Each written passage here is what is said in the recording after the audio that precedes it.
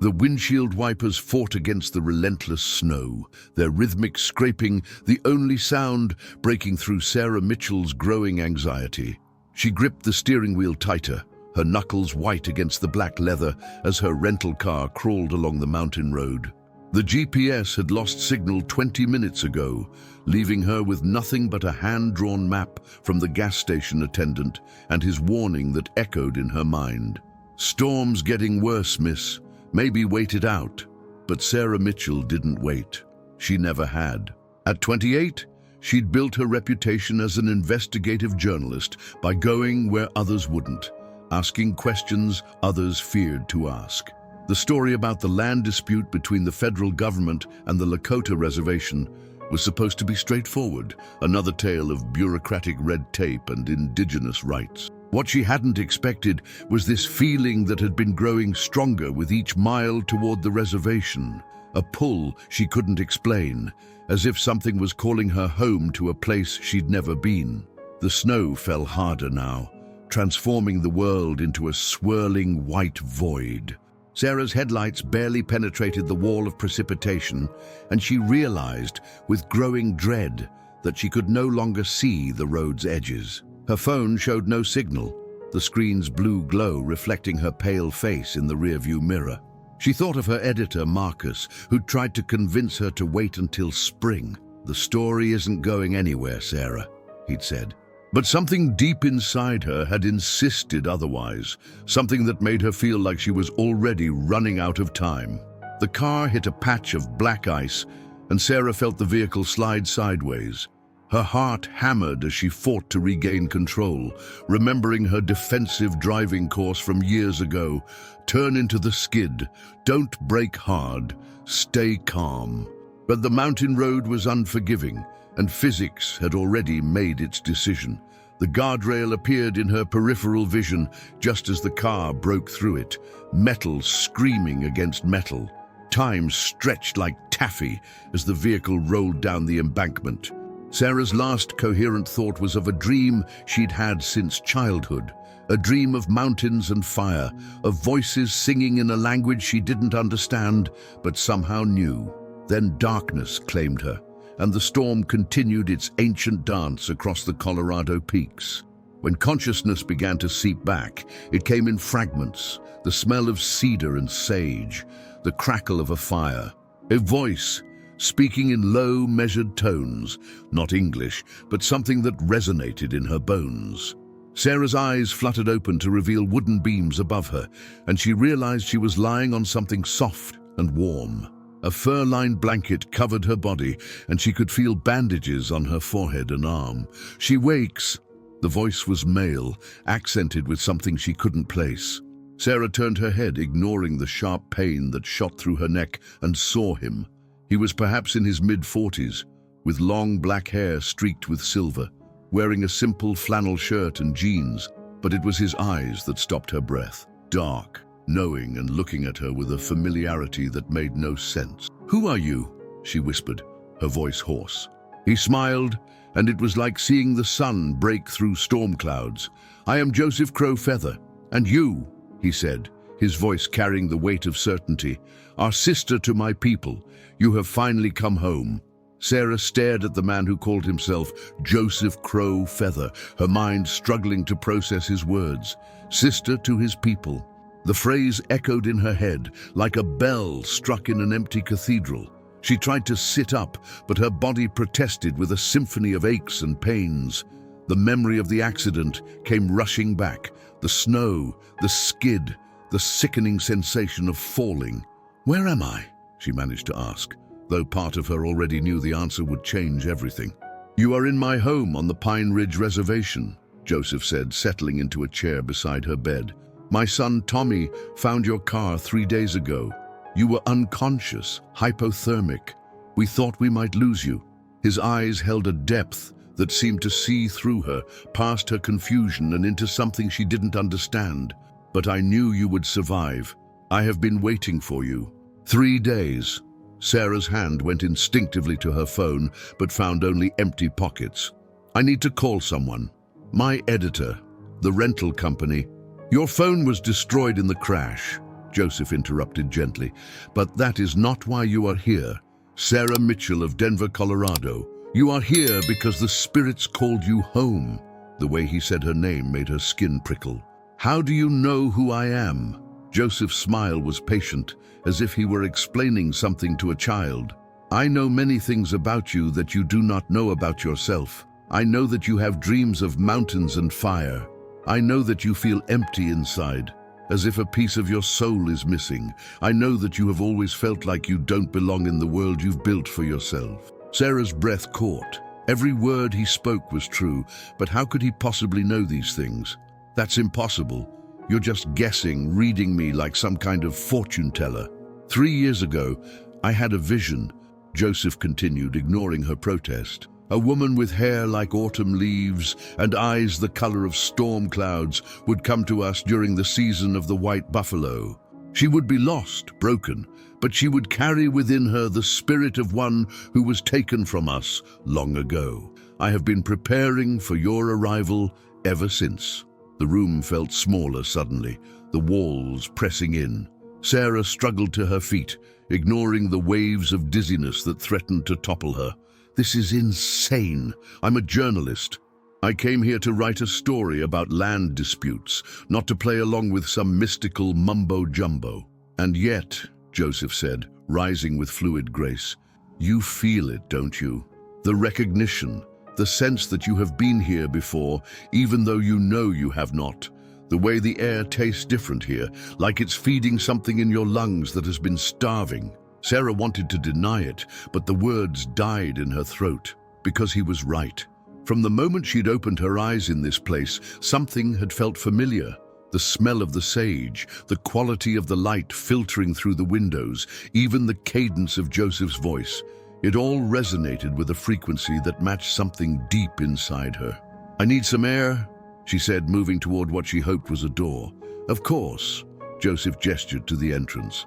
"But Sarah, when you step outside, pay attention to what you feel. Your heart knows truths that your mind has forgotten." The door opened to reveal a world transformed. The storm had passed, leaving behind a landscape of pristine white that sparkled under the late afternoon sun. Mountains rose in every direction, their peaks touching a sky so blue it seemed painted. But it wasn't the beauty that stopped Sarah in her tracks. It was the certainty that flooded through her, as absolute as gravity. She had seen this exact view before, in dreams that had haunted her since childhood. The placement of the mountains, the way the light fell across the snow, the smell of pine and wood smoke carried on the wind, all of it was exactly as it had been in her sleeping vision. "How is this possible?" she whispered. Joseph appeared beside her, his presence both comforting and unsettling. "Some souls are born into the wrong life, Sarah, but they always find their way back to where they belong. You are not here by accident.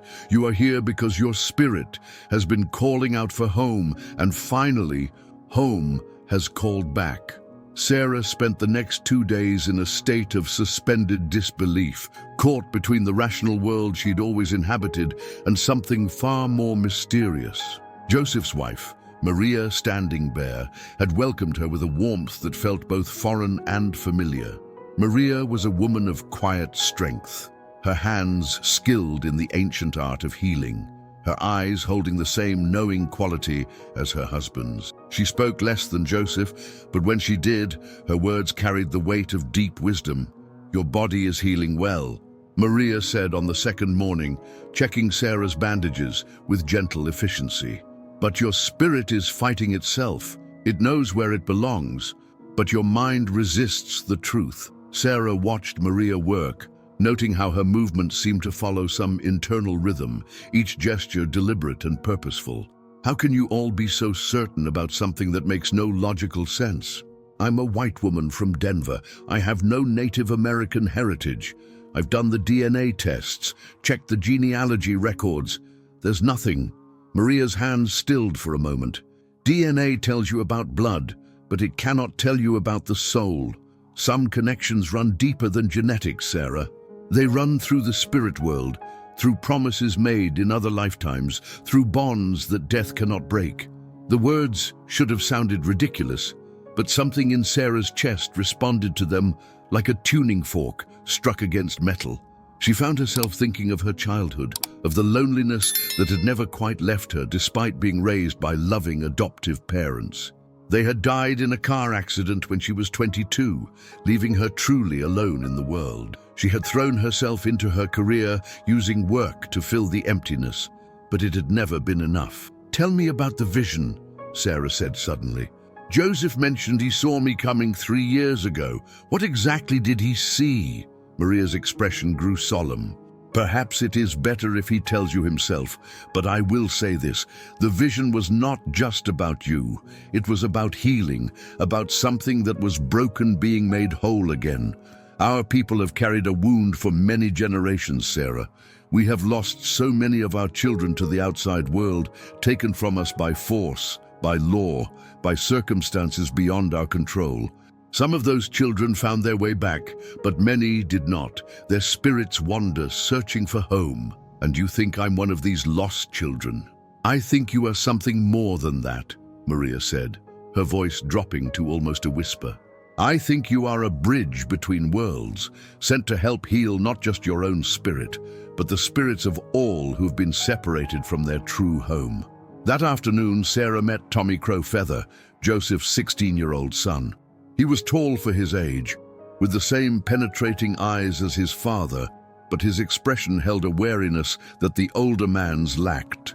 He studied Sarah with the intensity of someone trying to solve a puzzle, and she could see the moment he decided he didn't trust her. "Dad says you're our sister," Tommy said without preamble when they were introduced. "But you look pretty white to me. You talk white, dress white, think white. What makes you think you belong here?" Sarah appreciated his directness. "I don't know if I belong here, Tommy. I'm trying to figure that out myself." "Good," he said, "because a lot of people come here claiming to be something they're not. They want to play Indian for a while, take what they need, then go back to their comfortable lives. We've seen it before." "I'm not playing anything," Sarah replied, meeting his challenging gaze. "I'm just trying to understand what's happening to me." Tommy's expression softened slightly. "Dad's visions are usually right, but this one, it's different. It's bigger. He says it's going to change everything, not just for you, but for all of us. That's a lot of pressure to put on one person." That evening, Sarah sat by the fire with Joseph, Maria, and Tommy, listening to stories that seemed to bypass her conscious mind and speak directly to something deeper. Joseph told tales of the old times, of spirits and visions, of the sacred relationship between the people and the land. As he spoke, Sarah found herself seeing the scenes he described, as if she were remembering rather than hearing them for the first time. "There is a ceremony," Joseph said as the fire burned low, "a ritual of recognition and healing.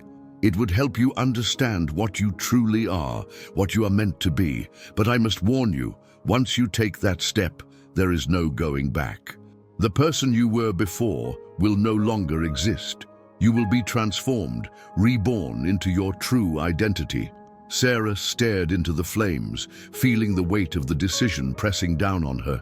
Every instinct told her to run, to return to Denver and her normal life, to pretend this had all been a strange dream brought on by trauma. But another part of her, a part that grew stronger with each passing hour, whispered that this was exactly what she had been searching for her entire life. "What would the ceremony involve?" she asked. "You would undergo a spiritual journey," Joseph explained. "You would meet your true ancestors, understand your purpose, and accept your place among us. But Sarah, you must understand, this is not a decision to make lightly. The spirits do not offer second chances. If you choose this path, you choose it completely." Sarah nodded slowly, her mind racing. Everything she had known about herself, about her life, about her purpose, was being called into question. But for the first time in her 28 years, she felt like she was standing at the threshold of something real, something that mattered in ways her career and her old life never had. "How long do I have to decide?" "The ceremony can only be performed during the new moon," Joseph said. "That gives you 3 days to choose, but Sarah, the choice is not really yours to make." Your spirit has already chosen. The question is whether you will listen to it or continue to fight against your own nature. As Sarah lay in bed that night, listening to the wind whisper through the trees, she knew that Joseph was right. Deep down, in a place beyond logic and reason, the choice had already been made. She was going to undergo the ceremony, whatever the cost. Because for the first time in her life, she was exactly where she belonged. The black SUVs arrived at dawn on Sarah's fourth day at the reservation, their government plates catching the early morning light like badges of authority. Sarah watched through the window as two men in dark suits stepped out, their movements precise and purposeful. Even without seeing their credentials, she knew they were federal agents. Everything about them screamed bureaucracy and official business. "They're here for you," Joseph said quietly, appearing beside her at the window. His voice carried no surprise, only a deep sadness that seemed to age him before her eyes. "How do you know?"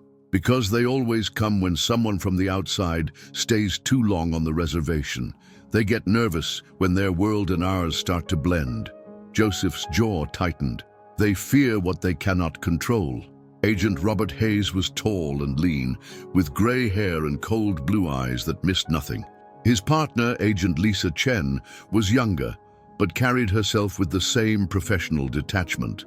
They sat in Joseph's living room like predators who had cornered their prey, their very presence making the warm space feel smaller and more fragile. "Miss Mitchell," Agent Hayes began, his voice carefully neutral, "we've been looking for you. Your rental car company filed a missing person report when you failed to return the vehicle. Your editor in Denver is concerned about your whereabouts." Sarah felt a chill that had nothing to do with the morning air. "I had an accident. I've been recovering." "So we've heard," Agent Chen interjected, consulting a tablet, "but our investigation shows some interesting discrepancies. According to our records, you told your editor you were coming here to write a story about land disputes, yet you've made no attempt to contact any federal agencies involved in those negotiations. Instead, you've been, what? Playing house with Mr. Crowfeather here?" The dismissive tone in Chen's voice made Sarah's blood boil, but Joseph placed a calming hand on her arm before she could respond. "Sarah is our guest," Joseph said simply. "She is free to leave whenever she chooses." "Is she?" Hayes leaned forward, his eyes fixed on Sarah. "Miss Mitchell, are you being held here against your will? Are these people pressuring you to stay?" Sometimes individuals in vulnerable states can be manipulated by those who claim to offer spiritual guidance. "No one is manipulating me," Sarah said firmly. "I'm here because I want to be." "Are you?" Chen's expression was skeptical, "because from where we sit, it looks like you've been indoctrinated. You've been here 4 days, during which time you've had no contact with the outside world. That's a classic pattern of psychological manipulation." Sarah stood abruptly, anger coursing through her veins. "You don't know what you're talking about." "We know more than you think," Hayes said, pulling out a file. "We know that certain elements on this reservation have been involved in activities that concern national security. We know that they've been known to recruit outsiders, particularly vulnerable individuals with access to media outlets." "That's ridiculous," Sarah protested, but she could see the doubt creeping into Tommy's eyes as he listened from the doorway. "Is it?" Chen opened her tablet and showed Sarah a series of photographs. "These were taken yesterday by our surveillance team. They show you participating in what appears to be some kind of ritual preparation." "Miss Mitchell, we have reason to believe you're being groomed to spread propaganda on behalf of extremist elements within the Native American community." The photographs showed Sarah sitting with Maria, learning traditional beadwork patterns. Another showed her listening to Elder Ruth tell stories. To Sarah, they had been beautiful moments of connection and learning. But through the lens of suspicion, she could see how they might look different to outsiders. "You're twisting everything," she said, but her voice lacked conviction. "We're offering you a way out," Hayes said gently, switching tactics. "You're clearly not thinking clearly. The trauma from your accident combined with the isolation and constant psychological pressure has affected your judgment. We can get you the help you need, but you have to come with us now." Sarah looked around the room at the faces of the people who had welcomed her, cared for her, shown her a different way of being in the world. Joseph's expression was calm but watchful. Maria stood in the kitchen doorway, her hands clenched at her sides. Tommy looked confused and angry, clearly questioning everything his father had told him about Sarah. "What if I refuse to go?" Sarah asked. "Then we'll have to consider other options," Chen said coolly. Mr. Crow Feather's status as a spiritual leader doesn't exempt him from federal laws regarding kidnapping and psychological manipulation. "You would arrest Joseph?" Sarah's voice was incredulous. "If necessary," Hayes confirmed. "Miss Mitchell, you're a respected journalist. You have a life, a career, a future waiting for you in Denver. Don't throw it all away for some fantasy about mystical connections and spiritual destinies." The words hit Sarah like physical blows. Because weren't they right? Wasn't this all just an elaborate delusion brought on by trauma and desperation? She was a rational person, a skeptic by profession. How could she suddenly believe in visions and spiritual connections? "I need time to think," she said finally. "You have until this afternoon," Hayes said, standing. "We'll be back at sunset. If you're not ready to leave voluntarily, we'll be forced to take other measures." After the agents left, the house fell into heavy silence. Sarah sat staring at her hands, doubt eating away at the certainty she had felt just hours before. "They're wrong," Joseph said quietly, "but they're also dangerous. They have the power to destroy everything we've built here if they believe we're a threat." "Maybe they're right," Sarah whispered. "Maybe I am just a traumatized woman, clutching at straws, looking for meaning where none exists." "Is that what your heart tells you?" Maria asked, sitting beside her. Sarah closed her eyes, trying to listen past the noise of fear and doubt. Deep inside, in the place that had recognized this land, these people, this destiny, she still felt the truth burning like a coal. But it was smaller now, dimmed by the cold light of federal scrutiny and rational argument. "I don't know anymore," she admitted. "I don't know what's real."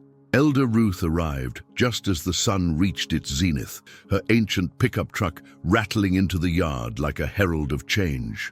Sarah watched the old woman emerge from the vehicle with surprising agility for someone who had to be in her 70s. Ruth's eyes, clouded with cataracts but somehow still penetrating, found Sarah immediately through the window. "She needs to know," Ruth announced as she entered the house, her voice carrying the authority of someone who had survived nearly 8 decades of hardship and loss. "Before those government men return, she needs to understand what she truly is." Joseph nodded gravely. "Elder Ruth, the ceremony isn't until—" "The ceremony can wait," Ruth interrupted, settling into a chair with the deliberate movements of age. "But the truth cannot. Sarah, child, come sit with me." Something in the old woman's tone compelled obedience. Sarah found herself drawn to the chair beside Ruth, close enough to smell the sage and sweetgrass that seemed to emanate from her very being. 67 years ago, Ruth began, her voice taking on the cadence of a story told many times before. "I was 8 years old when the social workers came. They said they were saving us, giving us better lives. They took my baby sister Mary, along with dozens of other children from our reservation, the Indian Adoption Project, they called it.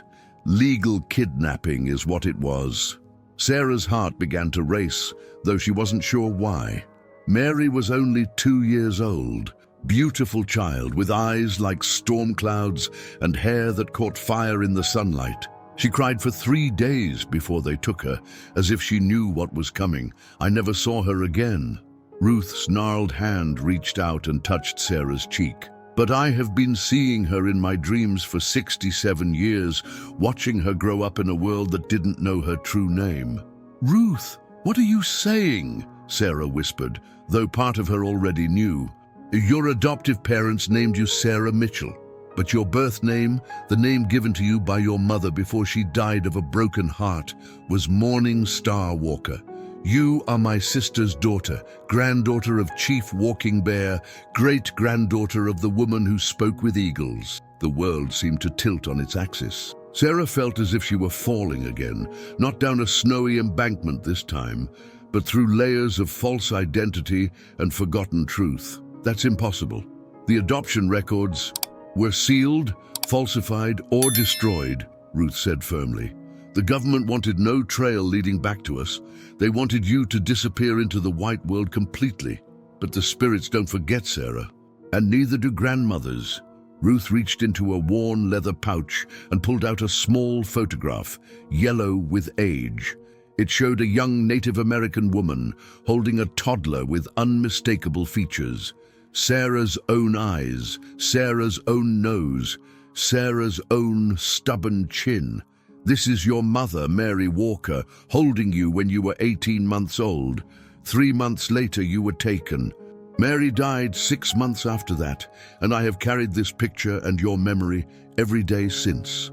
Sarah stared at the photograph, her hands shaking. The resemblance was undeniable, but more than that, she felt a recognition so deep it seemed to come from her very DNA.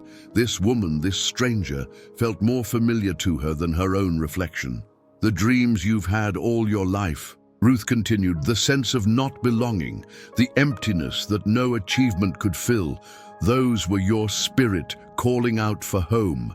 And Joseph's vision 3 years ago, it wasn't just about your return.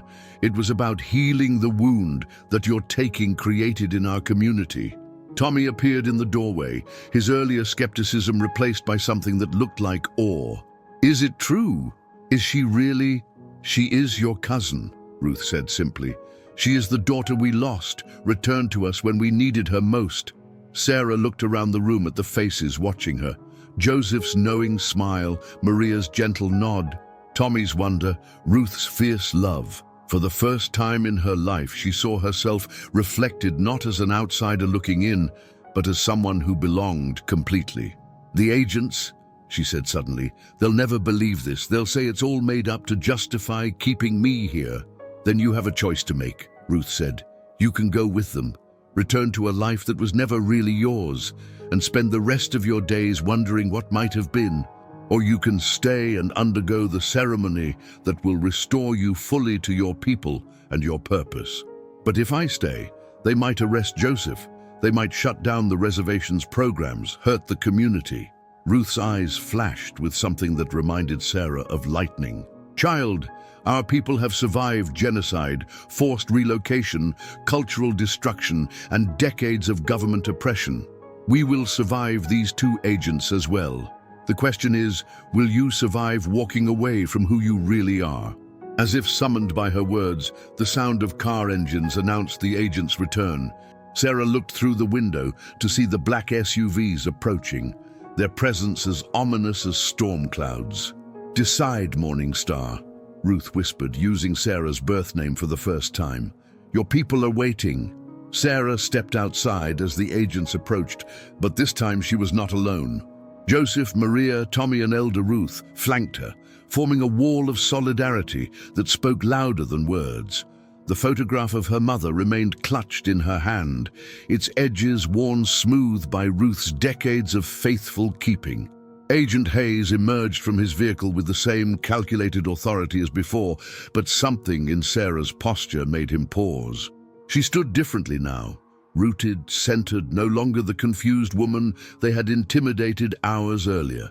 Miss Mitchell, Hayes began, I trust you've had time to consider our conversation. We're here to escort you back to Denver where you can receive proper medical and psychological evaluation. My name, Sarah said clearly, her voice carrying across the yard, is Morning Star Walker. And I am home.